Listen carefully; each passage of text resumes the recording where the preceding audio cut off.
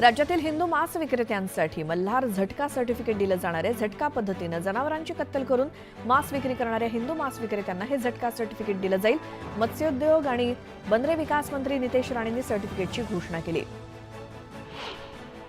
कुणी काय खावं, कसं खावं, कुणाकडनं घेऊन खावं हे सांगणारे नितेश राणे कोण, असा सवाल जितेंद्र आव्हाडांनी केलाय। तर काहीच लोकांना भारतातच अफगाणिस्तान, पाकिस्तान बनवायचं असल्याची टीका संजय राऊतांनी केली। मल्हार झटका सर्टिफिकेटला जेजुरी ट्रस्टच्या सदस्यांनी विरोध केला। मटणाच्या वेबसाईटला हिंदू देवाचं नाव नको अशी भूमिका जेजुरी संस्थान ट्रस्टनं घेतली आहे। तसं पत्र त्यांनी नितेश राणेंना पाठवलंय। बनावट जन्म प्रमाणपत्र घेऊन महाराष्ट्रात बांगलादेशी आणि रोहिंग्यांनी सुरू केलेल्या हैदोसावर बंदी घालण्यासाठी महाराष्ट्र सरकारनं दमदार पाऊल उचललंय। जन्म मृत्यू नोंदणी अधिनियमात अभूतपूर्व बदल करण्याचा निर्णय चंद्रशेखर बावनकुळे यांनी घेतलाय। अर्जातली माहिती खोटी आढळल्यास कारवाई होणार आहे। न्यूज 18 लोकमतच्या बातमीनंतर प्रशासनाला जाग आली। डोंबिवली पूर्वेतील साई गॅलेक्सी इमारतीच्या बिल्डरवर बनावट कागदपत्र बनवल्याप्रकरणी गुन्हा दाखल झालाय। जागेचे खोटे सातबारे, नकाशे तसंच शासकीय कागदपत्र बनावट असल्याचा आरोप बिल्डरवरती आहे। उल्हासनगरच्या भरतनगर भागात सर्व्हेसाठी गेलेल्या आशा सेविकांना मारहाण करण्यात आली। 2 आशा सेविका क्षयरोग आणि कुष्ठरोगाच्या सर्व्हेसाठी गेल्या असता त्यांना एका व्यक्तीने शिवीगाळ करत फरशी आणि दगड फेकून मारहाण केली। आशा सेविकांनी कशीबशी आपली सुटका करून घेत पोलीस स्टेशन गाठलं।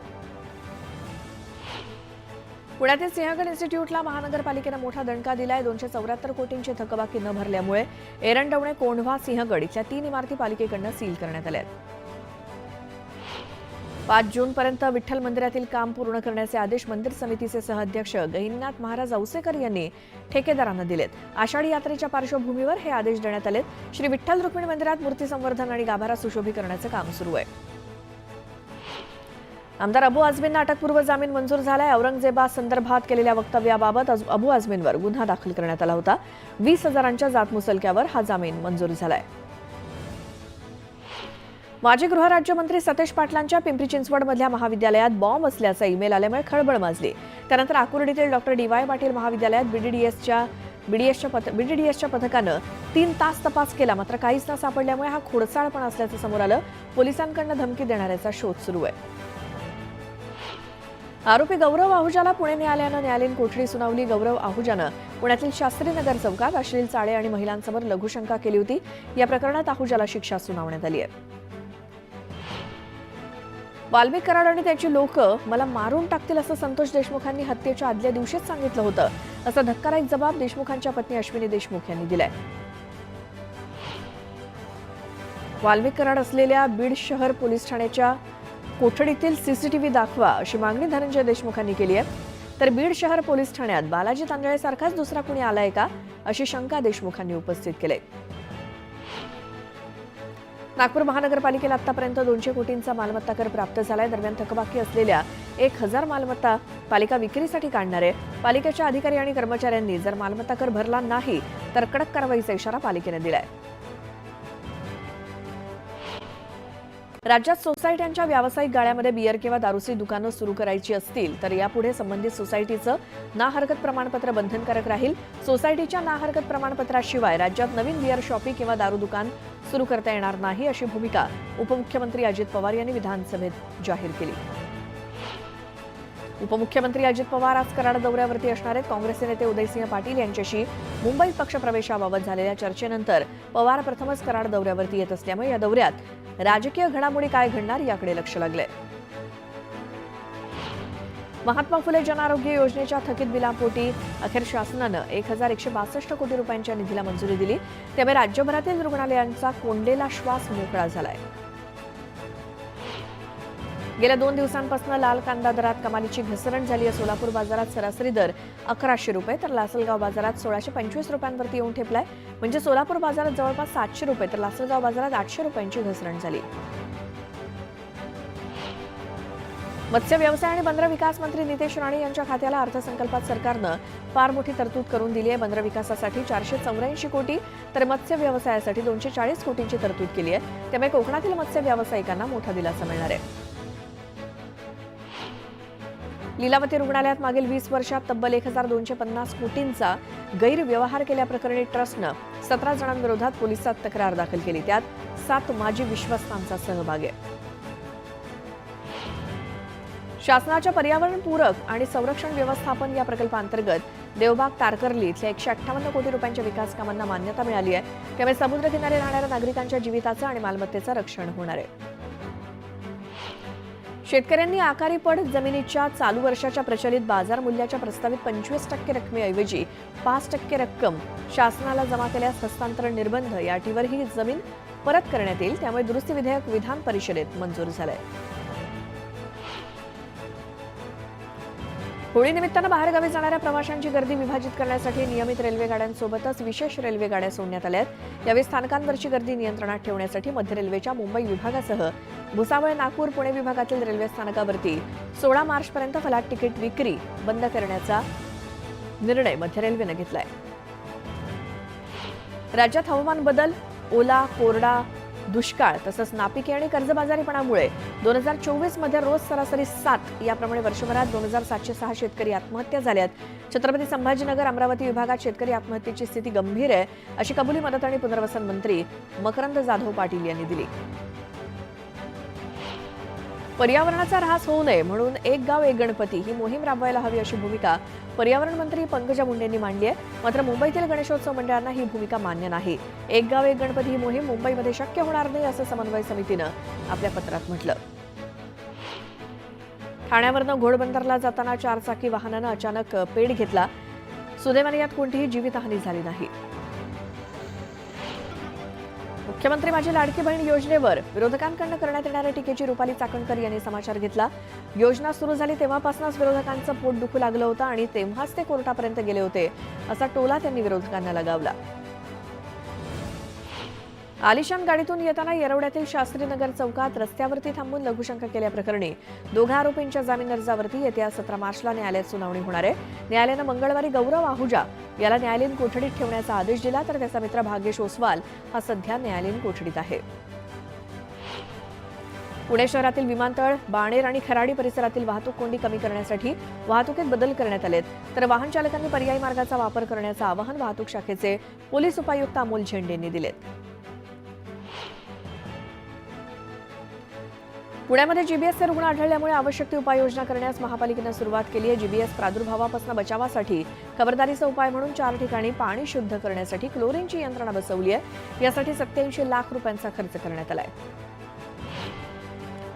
पुणे शहरात गेल्या काही दिवसांपासून पाणीपुरवठा विस्कळीत झालाय. कमी दाबानं पाणी उशिरा येऊन लवकर जाणं, त्यामुळे वेळापत्रक सुद्धा कोलमडून गेलंय. त्यामुळे पुरेसं पाणी उपलब्ध असतानाही पाणी टंचाईला सामोरं जावं लागतंय.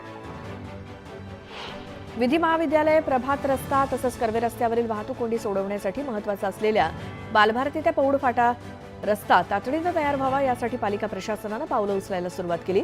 न्यायालयाच्या सूचनेनुसार या रस्त्याचं काम सुरू करण्यापूर्वी वनविभागाची मान्यता घेण्याची भूमिका पालिकेनं घेतली आहे. शिरूर, श्रीगोंदा, कर्जत तालुक्याला घोड धरण पाणीपुरवठा करतं. मात्र मार्च महिन्यातच धरणात केवळ 34% पाणीसाठा शिल्लक राहिलाय. त्यामुळे नागरिकांना पाणी जपून वापरावं असं आवाहन करण्यात आलंय. औरंगजेबाचे गोडवे गणारे अबू आझमी याला सेशन्स कोर्टानं दिलासा दिलाय. अटकपूर्व जामीन अर्ज कोर्टानं स्वीकारला असून 20,000 रुपयांच्या बॉन्डवर अटकेपासून संरक्षण मिळालंय. मात्र 12, 13 आणि 15 मार्चला तपास अधिकाऱ्यांसमोर हजर राहण्याचे आदेश दिले. पंतप्रधान मोदींच्या शिरपेचात आणखी एक मानाचा तुरा रोवला गेलाय. पीएम मोदी सध्या मॉरिशसच्या दौऱ्यावरती आहेत आणि यावेळी मोदींचा मॉरिशसच्या सर्वोच्च the grand commander of the order of the star and की ऑफ द इंडियन ओशन या पुरस्कारानं त्यांना सन्मानित करण्यात आलं. मुंबईतल्या एअरटेल गॅलरीमधील कर्मचाऱ्यांनी मराठी ग्राहकाला दम दिला. आम्हाला मराठी येत नाही, आम्ही मराठीत बोलणार नाही, तुम्हीच हिंदीत बोला असं कर्मचाऱ्यांकडून सांगण्यात आलं. या संभाषणाचा व्हिडिओ सध्या व्हायरल होतोय. दरम्यान एअरटेलमधील कर्मचाऱ्यांवरती कारवाई करा, अन्यथा मुंबईत एअरटेलची गॅलरी दिसणार नाही असा इशारा उबाठा पक्षाकडून देण्यात आलाय. कल्याण ग्रामीण मतदारसंघातील 14 गावं नवी मुंबई महापालिका हद्दीत समाविष्ट करण्याच्या निर्णयाला वनमंत्री गणेश नाईक यांनी विरोध केलाय. याबाबत गणेश नाईकांनी मुख्यमंत्र्यांना पत्र लिहित विरोध दर्शवलाय. विक्रोळीच्या कन्नमवार नगरमध्ये 40 वर्ष जुन्या दुकानांवरती म्हाडानं तोडक कारवाई केली. दुकानांचा निर्णय न्यायालयात प्रलंबित आहे. अद्याप दुकानदारांना पर्यायी जागा मिळाली नाही, त्यामुळे संतापलेल्या दुकानदारांनी म्हाडाविरोधात कारवाई करण्यासंदर्भातील निवेदन विक्रोळी पोलीस ठाण्यात दिलंय. ठाण्यात ठिकठिकाणी कचरा साचलाय, ज्यामुळे ठाणेकर त्रस्त झाले. दरम्यान या प्रश्नावरती महापालिकेनं 3 ते 4 दिवसात तोडगा न काढल्यास सगळा कचरा महापालिकेच्या मुख्यालयात टाकणार असा इशारा राष्ट्रवादी काँग्रेसचे प्रवक्ते आनंद परांजपे यांनी दिला. तर खंडणी वसुलीसाठी अधिकाऱ्यांमध्ये स्पर्धा लागल्याचा आरोप करत मुख्यमंत्र्यांनी क्लीन टीएमसी मोहीम हाती घेण्याचं आवाहन परांजपे यांनी केलं. इतिहासाचं विकृतीकरण करणं हा सध्या अजेंडा राबवला जातोय. तोफखाना प्रमुख, अंगरक्षक, वकील हेही मुस्लिम होते, अशी प्रतिक्रिया जितेंद्र आव्हाडांनी दिली. या सगळ्यामुळे महाराष्ट्राची हानी होणार अशी टीका आव्हाडांनी नितेश राणेंवर केली. गेल्या निवडणुकीत एका उमेदवाराला 45 कोटी तर दुसऱ्याला 35 कोटी लागल्याची चर्चा आहे. मात्र मला 10-12 कोटी लागले आणि मी निवडून आलो असा दावा माजलगावचे राष्ट्रवादी काँग्रेसचे अजित पवार गटाचे आमदार प्रकाश सोळंके यांनी केला. आमदार आदित्य ठाकरेंनी पर्यावरण मंत्री पंकजा मुंडेंची भेट घेतली. पुण्यातील वेताळ टेकडी, रिव्हरफ्रंट डेव्हलपमेंट आणि नव्या महाबळेश्वर प्रकल्पामुळे होणाऱ्या पर्यावरणाच्या ऱ्हासासंदर्भात आदित्य ठाकरेंनी पंकजा मुंडेंची चर्चा केली. आमदार सुरेश धस यांनी केलेल्या आरोपांना धनंजय मुंडेंचे बंधू अजय मुंडे यांनी जोरदार प्रत्युत्तर दिलं. परळीतील निवासस्थानाच्या नूतनीकरणाचे काम सुरू असल्यामुळे त्यांची आई गावाकडे राहते. आमचं कुटुंब एकच असून आम्ही धनंजय मुंडेंसोबत आहोत, असं अजय मुंडे म्हणाले. तर खोक्याच्या प्रकरणात धस यांना सह आरोपी करावं अशी मागणी अजय मुंडेंनी केली. अमरावतीमध्ये विभागस्तरीय गुंतवणूक शिखर परिषदेचं आयोजन करण्यात आलं. विभागीय आयुक्त श्वेता सिंघल यांच्या अध्यक्षतेखाली जिल्हाधिकारी सौरभ कटियार यांनी उपस्थिती लावली. राज्याच्या विकासाला चालना देणं हा या परिषदेचा उद्देश होता. लातूर जिल्हा काँग्रेस कमिटीचे जिल्हाध्यक्ष श्रीशैल्य उडगे यांनी जिल्हाध्यक्षपदाचा राजीनामा दिला. काँग्रेस प्रदेशाध्यक्ष हर्षवर्धन सपकाळ यांच्याकडे त्यांनी राजीनामा सुपूर्द केला.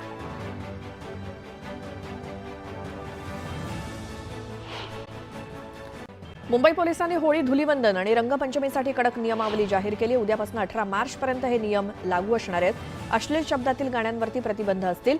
अनोळखी लोकांवरती रंग किंवा पाणी फेकणाऱ्यांवरती कारवाई केली जाणार आहे.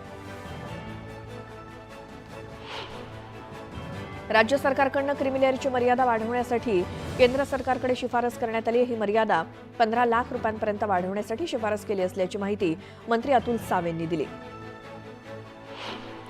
पुणे महापालिकेनं यंदाच्या अर्थसंकल्पात शहरातील 60 ठिकाणी पंचतारांकित शौचालय उभं करणार असल्याची योजना आखली आहे. यासाठी पालिकेकडून लाखो रुपये खर्च केले जाणार आहेत. बलूच लिबरेशन आर्मीच्या दहशतवाद्यांनी पाकिस्तानमधल्या जाफर एक्सप्रेसचं अपहरण करत शेकडो प्रवाशांना ओलीस ठेवलं. ओलिसांच्या सुटकेसाठी गेलेल्या पाकिस्तानी सैन्यावरती तोफांचा मारा करण्यात आला. यात 20 सैनिकांचा मृत्यू झाला. तर आता ओलिसांच्या सुटकेसाठी एअर स्ट्राईकची तयारी करण्यात आली आहे. कोल्हापुरात एका भावानं स्वतःच्या सख्ख्या बहिणीला 24,78,000चा चुना लावला. बहिणीच्या आरोपानंतर श्रीनाथ पाटील या तरुणाला पोलिसांनी अटक केली आहे. दरम्यान पैसे परत करण्यास नकार देत भावानं ठार मारण्याची धमकी दिल्याचा आरोप बहिणीनं केलाय. अहिल्यानगर जिल्ह्यातील बेलपिंपळगावची काही वर्षांपूर्वी लूटमार करणारे आणि व्यसनाधीन तरुणांचं गाव अशी ओळख होती. मात्र आता हे गाव मंदिरांचं गाव, धार्मिक गाव म्हणून ओळखलं जातं. इथे स्वामी समर्थ महाराजांचा मठ असून अख्खं गाव सेवेकरी बनलंय. प्रत्येक गुरुवारी जवळपास 2,000 लोकांना अन्नदान केलं जातं. विशेष म्हणजे पुढच्या 13 वर्षांच्या अन्नदानाच्या पंक्ती आत्ताच बुक झाल्या. नंदुरबारच्या गुजर भवाली गावातील विकास कामांवरनं 2 गट पोलीस स्टेशनमध्ये सामने आले. भ्रष्टाचाराचा आरोप करत एका गटानं पंचायत समितीला घेराव घातला. यावेळी दुसऱ्या गटानं विकास कामात खोडा घातल्याचा आरोप करत पहिल्या गटावरती टीका केली. यानंतर हा वाद पोलीस स्टेशनमध्ये पोहोचला आणि तिथेच दोन्ही गट आमने-सामने आले. नांदेडमध्ये मार्च महिन्यातच पाणी टंचाईच्या झळा बसायला सुरुवात झाली आहे. भोकरमधील अनेक गावात पाणी टंचाईची समस्या उद्भवली आहे. विहिरींनी तळ गाठल्यामुळे नागरिकांना पाण्यासाठी भटकंती करावी लागते. शेतातील विहिरीत किंवा बोरवेल जवळ जाऊन ग्रामस्थांना पाणी आणावं लागतंय. रत्नागिरी आणि रायगडला जोडणाऱ्या कशेडी बोगद्याची दुसरी लेन शिमगोत्सवाच्या पार्श्वभूमीवर सुरू करण्यात आली आहे. त्यामुळे मुंबई पुण्याहून येणाऱ्या लाखो चाकरमान्यांचा प्रवास सुखद होणार आहे. नंदुरबारच्या तळोदा पालिकेसमोर जय श्रीराम सोशल ग्रुपनं अभिनव आंदोलन केलं. वारंवार आंदोलनं, निवेदनं देऊन सुद्धा आश्वासनांची पूर्तता न केल्यामुळे या सोशल ग्रुपनं शहरभरातील कचरा गोळा करत थेट पालिकेच्या प्रवेशद्वारासमोर आणून टाकला. भीमशक्ती सामाजिक संघटनेनं अन्याय अत्याचाराविरोधात राज्यभर आंदोलन पुकारलंय. सोलापुरातील जिल्हा परिषदेसमोर भीमशक्ती संघटनेच्या कार्यकर्त्यांनी 1 दिवसीय भजन आंदोलन केलं. पेण तालुक्यातील दुर्शत फाटा इथे नदी किनारी एका सुटकेसमध्ये महिलेचा मृतदेह आढळला.